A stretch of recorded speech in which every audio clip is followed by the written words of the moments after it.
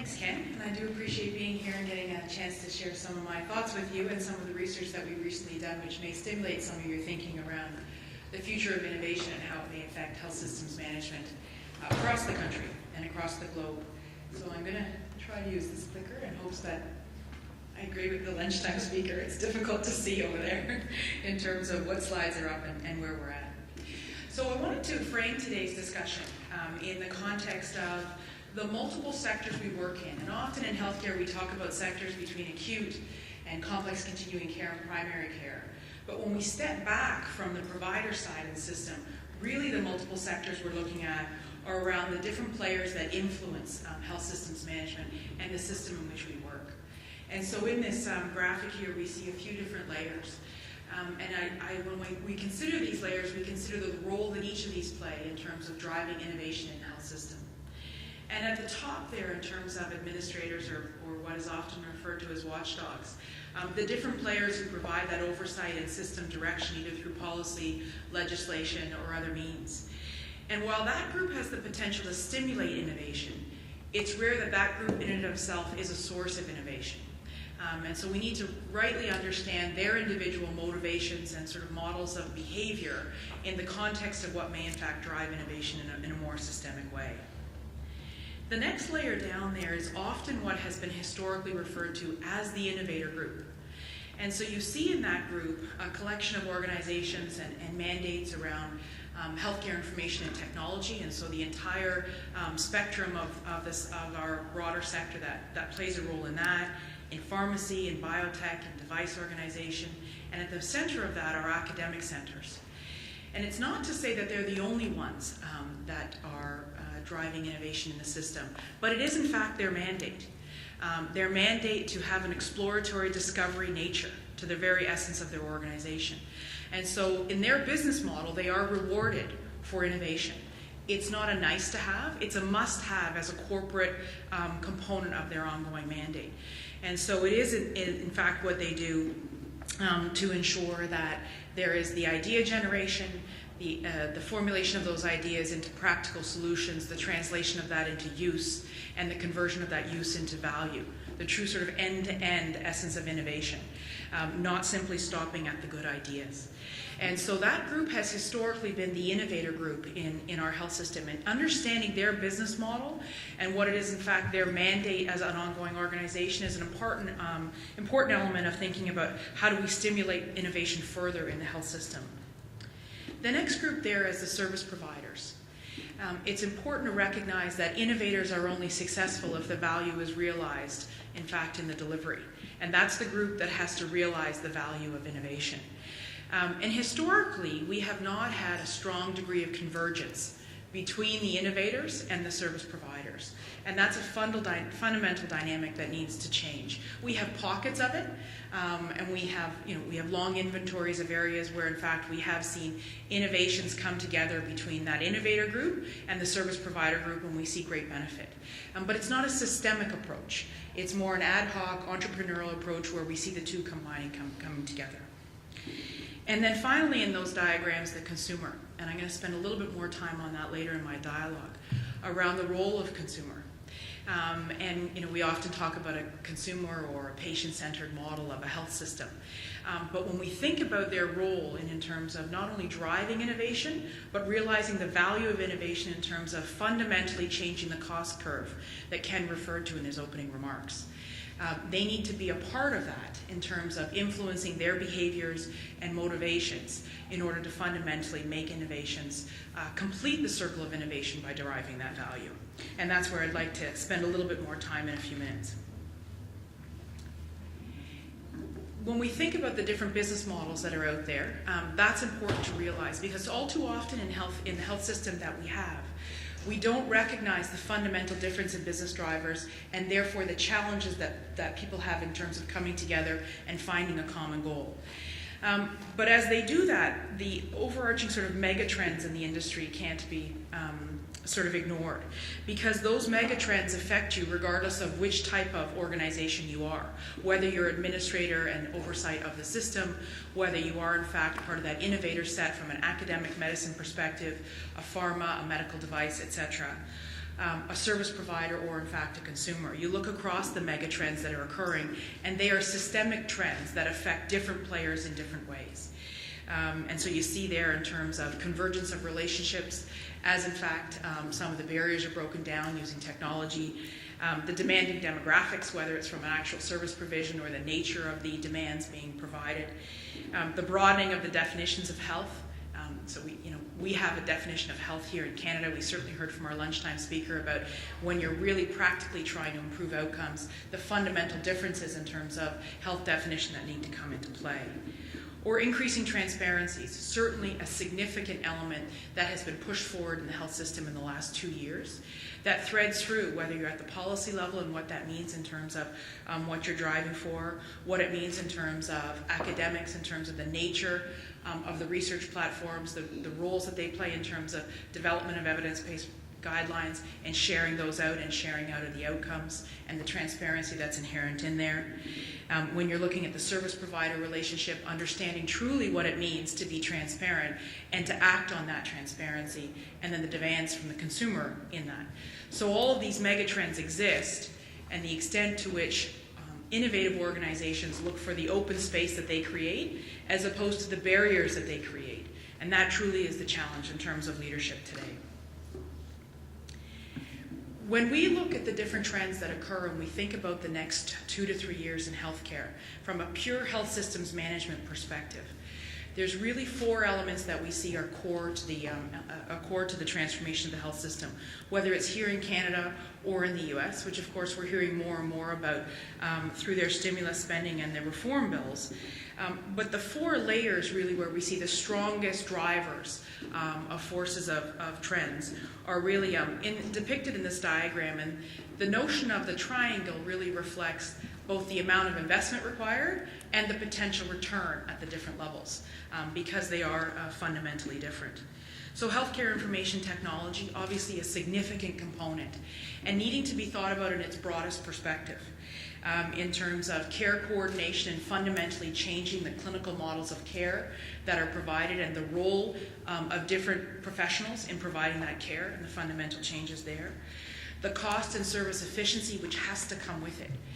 If you look at some interesting statistics about our system here in Canada, and if you ignore sort of a lot of the media rhetoric about public versus private and what's the best way to in fact oversee the system, when you look at some of the cost structure differences in our system, well, we talk about the percent of GDP and we compare that to other countries. One of the interesting statistics we have is the labor intensiveness of our health system in Canada compared to other jurisdictions around the world, including the US. And ours is a much higher labor-intensive system than other systems. So what that tells us is we haven't truly converted the value of technology and innovations into fundamentally changing the way in which care is delivered, and therefore fundamentally changing our cost structures. And so completing that circle is ultimately critical in order for us to be competitive and to get the true value out of some of these investments. As you move up that triangle, we see that another layer of the fundamental elements of health system transformation being in what I would really, in the US there's a lot of talk about comparative effectiveness because that is a core underpinning to how they see they need to reevaluate the way in which their system is delivered and what they're expecting of their system to deliver in terms of outcomes. Here, what we see in Canada is we see a shift at a government level in accountability agreements from being very outputs focused. So over the last 3 or 4 years, introduction of wait times and other mechanisms, which had an outputs component part in terms of an incentive mechanism. That in and of itself was a new sort of approach to policy and spawned a degree of innovation within the health systems provider community, but it was really only the first leg. The next leg really is seen in terms of government policy that's focused on outcomes and how that will drive fundamental innovations in care delivery and the roles of different providers, including the role of the consumer in affecting those outcomes long term. And really a huge base of investment that needs to happen there in terms of shifting the models of care and highlighting the role of academic centers in their capacity to actually be able to measure outcomes where many other areas of our system can't do. So how do we harness that capacity and bring it forward to enable the entire system to shift to more of an outcomes basis? Primary care, as some have labeled sort of primary care 2.0, the next wave of evolution of primary care. We've seen huge advances over the last few years in terms of the role of primary care and the importance of primary care practitioners in driving health outcomes and having more of a population focus. That continues to be there, and yet huge demand and limited resource there. So how better do we enable those key resources in terms of primary care physicians to better be able to support holistic care for the population? We have to see them for the resource that they are and change the structure of the systems around them to better support them and better take advantage of the skill that they provide. We have lots of talk about chronic disease management and shift to prevention, all admirable goals, and yet if the structures and incentives in our system don't change, they simply will remain sort of reform policies that stand alone. The last layer there in terms of consumerism. In our research, it's still a bit of an unknown in terms of the dollar value of investment that's required and therefore the return for them in and of themselves around self-care. There's considerable discussion in terms of if we need to change the way in which health system providers provide care, we need to change the way in which we view consumers. There aren't enough jurisdictions who've done that holistically to get good quantitative data on the economic impact. But we know they are part of the pillar. And when you look down this diagram and you see the role of the consumer in each, the role of the consumer in the shift to prevention, the role of the consumer in a very different way of chronic disease prevention and management, the role of the consumer in their role in achieving health outcomes, because it isn't just about the provider community and what they can do, it's about the role of the consumer as well. And so I want to shift now to talk a little bit about a few statistics about thinking about the role of the consumer and their decision-making and behaviors and what motivates them. Because if we see them as an integral part of the future of the health system, understanding them better is an important starting point. And so we had the chance to do some research across the country with over 2,300 individuals to ask them not about their views of healthcare, but really about their own individual behaviors and how they interact with the healthcare system and what would motivate them to interact differently. Because understanding that is a big piece of the puzzle in terms of health service providers, knowing how and what mechanisms would be put in place to actually incent the right types of behaviors. And we look at the innovator circle in terms of pharma, life sciences, biotech, medical device companies, and the academic core of our health system, and understanding what they need to do differently to engage consumers in changing that cost curve. So the next few slides, there's quite a bit of data on, and I'm not going to cover it all, but rather highlight a few things to hopefully stimulate some discussion after hearing from the other panelists. And one of the zones of sort of influence we look at in terms of consumers is around wellness and health management. And so a couple things here. Our survey indicated that 47% have been diagnosed with one or more chronic diseases. And we only asked that to get a pulse of actual whether or not this population we surveyed is actually reflective of the incidence of chronic diseases that is known to be in the broader population. And so we see it's fairly reflective. Different incidence studies look at 4 and 10 or possibly 5 and 10. And yet when you see that, people who know they have a chronic disease and only 1 in 3 participate in a health or disease management program. And so when we talk about changing the ways that we want to affect outcomes and population health outcomes, these are an informed part of the population. These people who are already incented to see improved health outcomes because they know what the trajectory of their disease could be because they're already diagnosed. And yet only 1 in 3 participate. And so thinking about the ways to incent them to behave differently about their own health management, a significant part of making the change happen in the future. And when you ask them some of the ways in which they might change, a significant portion of them look and say, it's not about being part of group programs and different kinds of group media that may be put in place in provider organizations. It's really about a personalized approach that's needed to help them on their life journey.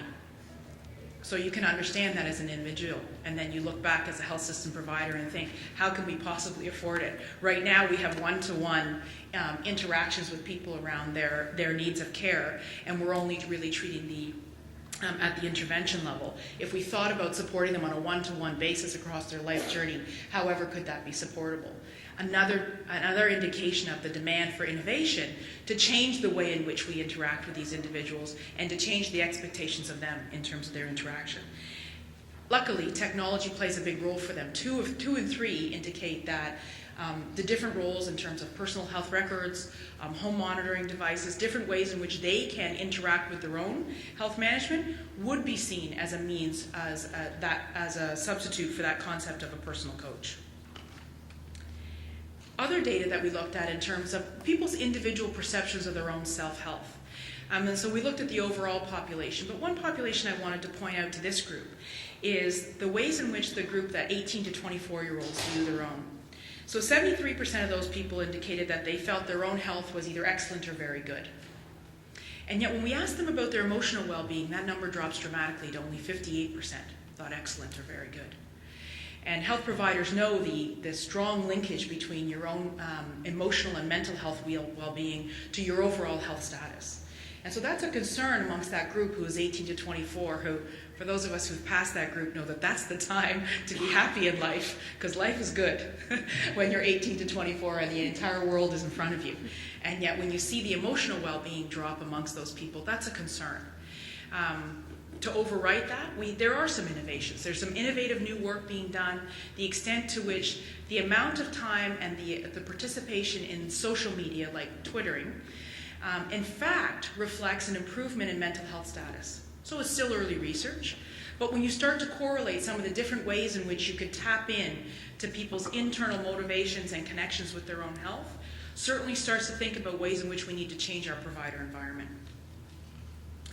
Information seeking. We live in an information seeking world, and understanding what that means from a health perspective is important in terms of curbing behavior. And so while there's an enormous amount of traffic on the internet about health, and lots of querying back and forth, and many people who show up at their doctor's office with a long list of printouts from the internet of the latest and greatest, only 1 in 5 seek information about the quality and scope of service before interacting with a health service provider. Now, for an acute emergency where you've had you believe you're having a heart attack, you're not going to go online and check what the statistics are for the local hospital in terms of quality. But for many other areas of our health management, we do have the time to look into that, and yet it's not on the top of the list. And yet, as Ken rightly pointed out, quality and safety are one of the top, 2 of the top 4 areas where we need to be concerned as a system. And so there's a disconnect there in terms of what we as a system, policymakers and oversight people, need to be concerned about, and what is currently motivating and of interest to consumers today. But we do see that physicians and academic centers are trusted sources of information. We see that historically, and we continue to see that today, even though there have been advances in access to information in other media. So what that tells us is we need to be more proactive in using those known sources of information to help influence individuals. And so how do we better do that is certainly something we need to think about, given that there are currently barriers. There's barriers to the way in which academic centers are funded today. There's barriers to the way in which we can practically engage physicians.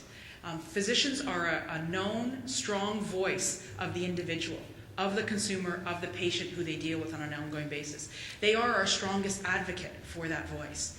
So how better do we as a system change the way in which we think about interacting with physicians to better enable that voice to be stronger in terms of influencing models of care? We also see some information in terms of people who are willing to wait. So 1 in 4 Canadians are willing to wait no more than 1 month for a treatment. We have a lot of movement in the system here in Ontario and across the country around wait time pledges by government, which have dramatically changed access and have improved things in terms of that dimension. We also see, though, that there's emerging research that says quicker access to certain types of interventions doesn't equal better outcomes. So bariatric surgery, which is now on most government agendas across the country, we see the move to have that as in terms of increased volume and access to bariatric surgery, targets in terms of wait times.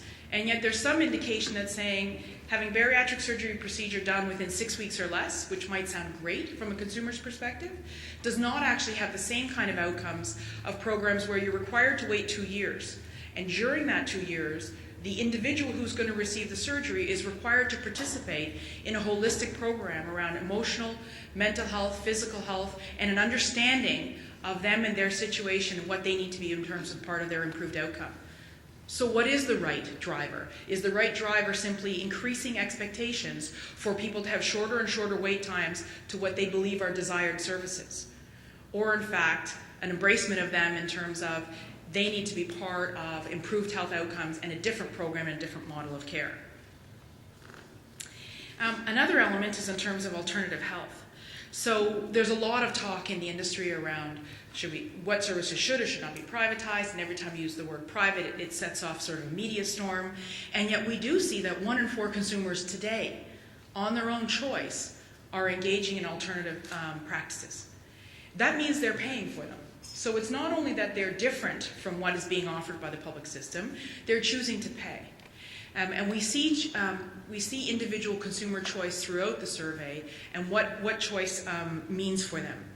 And so when we see that, we say, well, what does that really mean? It's not only that they're choosing to pay in a different way, but a third of them are not even informing their existing care provider team that they're engaged in alternative health practices. So that means how we're asking of our physicians and our primary nurses who are dealing with people on an individual basis, we're asking them to provide a more holistic care approach, to think about the total individual. And yet we have a third of consumers who are not, in fact, disclosing to their providers that they're embracing other types of treatment for their individual conditions. So certainly a disconnect that we would need to work on if, in fact, we're going to change the ways in which people think. And in that, we see that 50% of people indicate they would rather go to a retail sort of walk-in clinic next door than wait for an appointment with their family physician.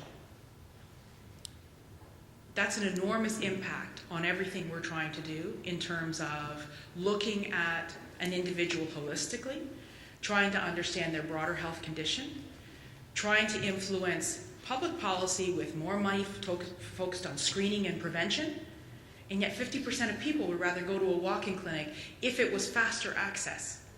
So the more that we drive towards only time-sensitive outcomes for people as opposed to total health outcomes, we are in fact driving against the broader objective in terms of health management. So something to think about in terms of aligning incentives broadly across the system to influence outcomes. Just quickly then to finish up, one other point. Am I on, is that zone 5, health insurance? Excellent. This one we took a look at, and of course we asked a lot of standard questions, so if you're interested in how far people are willing to pay and for what, there's lots of data on it, and the study is publicly available, so you're welcome to it. But we also started to delve into how much people understood what would be required of them in terms of future costs in managing their own health or the health of their loved ones. And today, there's a percentage of people who indicate that they are already caring for a loved one outside of the traditional health system. And that group that is most affected are 25 to 44. So if we think about the true impact in terms of economic impact of having those individuals increasingly responsible for the care of a loved one, and they are in fact the future of our workforce. You combine that with our demographic curve, which says we are losing sort of the current mature workforce, and we're relying more heavily on those 25 to 44-year-olds, and as they progress through their career, certainly another drain in terms of the demand on them. And the final thing that we looked at was different policy agenda issues. And we would like to see, I think, in a country where most provinces spend upward of 50% of their public dollar on the broader healthcare system, I think most of us would like to see higher than 3% of Canadians give the rating of the current system an A. When you spend that much money, you'd like to see a return on investment. And when you combine the A's and B's, it's 43% of Canadians. It's not that strong a resounding endorsement, primarily because they see the quality and the perception of satisfaction with the individual provider that they interact with, but not with the system overall. And a third of them see that there's waste in the current system. So earlier I talked about engaging the consumer in part of their own health outcomes and changing the model of care to better reflect what they need so that their behaviors and motivations are impacted. There's going to be an intellectual barrier for a person who thinks that, a third of the people who think that there's waste in the system. So why am I investing more in my own personal health when what's being invested already of my public dollar, I believe there's waste in? And so there's connections there to make sure that intellectually we are bringing forward the right message, in fact, to motivate people the way that we need them to be motivated. So I leave you with a couple of comments and thoughts. One is that healthcare is a consumer market. So we often don't apply in the health system the fundamental business drivers that other industries have fundamentally embraced, which is understanding the consumer and understanding that they are your marketplace in terms of influence. It does not say that they are more important than other players in the system. It says we need to think about them differently. We also need to understand that they do embrace innovations in healthcare. They do embrace the potential for innovations through convenience, personalization, and increased control of their personal health information. So how do we, as a system, take advantage of that motivation and their desires to affect changes in the cost curve? Ken, I'll turn it back over to you.